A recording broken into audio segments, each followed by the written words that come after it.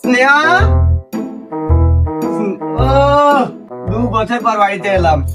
ভালো আছো তো? হ্যাঁ। বাবা কোথায়? বাবা, তোমার বাবাকে আমি বের করে দিয়েছি।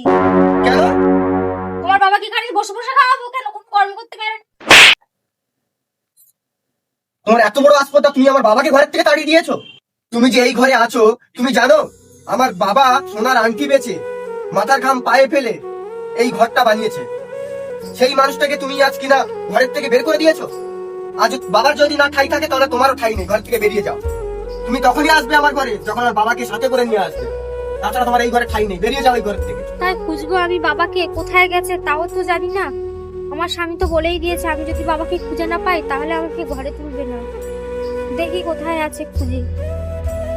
কোথায় যে গেল, সব জায়গায় তো খুঁজে ফেললাম। ওই তো মনে হচ্ছে বাবা। বাবা, হ্যাঁ বাবা, তুমি বাড়ি চলো। তুমি যদি বাড়ি না যাও, তোমার ছেলে বলেছে আমাকে ওই ঘরে থাকতে দেবে না।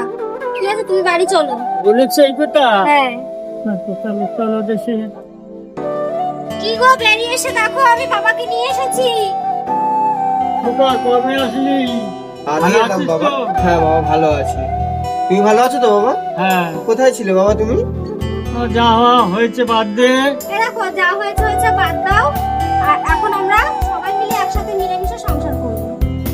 ঠিক আছে, চলো সংসার করি। আর এইভাবে করে কেউ বাবা মার উপরে নির্যাতন করবে না।